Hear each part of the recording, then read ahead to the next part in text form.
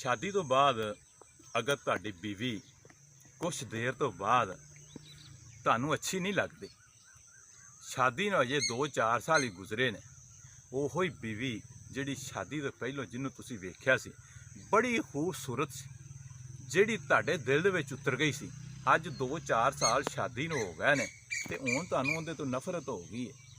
ਉਹ बीबी ਉਹ ਰਹੀ नहीं ਜਿਹੜੀ ਤੁਸੀਂ ਪਹਿਲਾਂ ਵੇਖੀ ਸੀ, ਉਹਦਾ रंग भी ਜਿਹੜਾ ਉਹ ਵੀ ਉਹ नहीं रह गया, जिंदा बिल्कुल सफ़ेद रंग सी ते अज उनका रंग काला हो गया, बिल्कुल भद्दा जिहा जिस्म हो गया ते तुहानूं हुण ओह पसंद नहीं आ।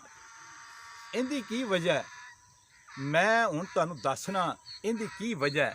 कदी तुसीं ओह पुरानी तस्वीर जिहड़ी शादी तो पहलों तुसीं उन्हां दी वेखी सी ते अजे तक रखी है, ओह सामने करो ते अज वाली तस्वीर भी अपने सामने रखो। ਉਹ ਪਹਿਲੀ तस्वीर ਜਦੋਂ ਆਪਣੇ वालिद ਦੇ ਕੋਲ ਹੁੰਦੀ ਸੀ, ਉਹਦੇ वालिद ਨੇ ਉਹਨੇ ਕਿੰਨੀ केयर ਕੀਤੀ ਸੀ, ਕਿੰਨੀ ਸਾਂਭ ਕੀਤੀ ਸੀ, ਕਿੰਨਾ ਖਰਚਾ ਕੀਤਾ ਸੀ ਉਹਦੇ ਤੇ, ਤੇ ਉਹ ਕਿੰਨੀ ਖੂਬਸੂਰਤ ਸੀ।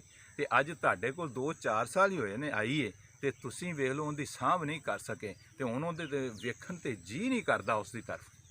ਉਹਨੂੰ ਕੱਪੜਾ ਅੱਛਾ ਬਣਾ ਕੇ ਨਹੀਂ ਦਿੱਤਾ, ਉਹਨੂੰ ਵਕਤ ਨਹੀਂ ਦਿੱਤਾ, ਉਹਨੂੰ ਖੁਰਾਕ ਅੱਛੀ ਨਹੀਂ ਦਿੱਤੀ ਤੇ ਨਾਲ ਤੁਸੀਂ ਕਹਿੰਦੇ ਜੇ ਵੀ ਮੈਨੂੰ ਇਹ ਅੱਛੀ ਨਹੀਂ ਲੱਗਦੀ। ਜਿਨ੍ਹਾਂ ਲੋਕਾਂ ਦੀਆਂ बीवियां ਉਹਨਾਂ ਨੂੰ ਅੱਛੀਆਂ ਨਹੀਂ ਲੱਗਦੀਆਂ, ਉਹ ਆਪਣੀਆਂ बीवियां ਦੀ केयर ਕਰਨ, ਉਹਨਾਂ ਨੂੰ ਸਕੂਨ ਦੇਣ, ਖੁਰਾਕ ਅੱਛੀ ਦੇਣ, ਮਾਹੌਲ ਅੱਛਾ ਦੇਣ, ਕੱਪੜੇ ਅੱਛੇ ਦੇਣ, ਉਹਨਾਂ ਦਾ ਮੇਕਅਪ ਦਾ ਸਮਾਨ ਉਹਨਾਂ ਨੂੰ ਮੁਹੱਈਆ ਕਰਨ ਤੇ ਇਨਸ਼ਾਅੱਲਾ ਇਹੋ ਹੀ बीवियां ਜਿਹੜੀਆਂ ਤੁਹਾਨੂੰ ਅੱਛੀਆਂ ਨਹੀਂ ਲੱਗਦੀਆਂ, ਇਹ ਫਿਰ ਆਪਣੀ ਪੂਰੀ ਆਬੋ ਤਾਬ ਦੇ ਨਾਲ, ਪੂਰੇ ਹੁਸਨ ਦੇ ਨਾਲ ਜਦੋਂ ਤੁਹਾਡੇ ਸਾਹਮਣੇ ਆਈਆਂ ਤੇ ਇਨਸ਼ਾਅੱਲਾ ਤੁਹਾਨੂੰ ਫਿਰ ਅੱਛੀਆਂ ਲੱਗਣ ਲੱਗ ਪੈਂਦੀਆਂ। ਅਗਰ ਤੁਹਾਨੂੰ ਮੇਰੀ ਇਹ ਵੀਡੀਓ ਅੱਛੀ ਲੱਗੀ ਹੈ ਤੇ ਇਹਨੂੰ ਅੱਗੇ ਲਾਜ਼ਮੀ ਸ਼ੇਅਰ ਕਰ ਦੇਣਾ। अस्सलाम वालेकुम वरहमतुल्लाह।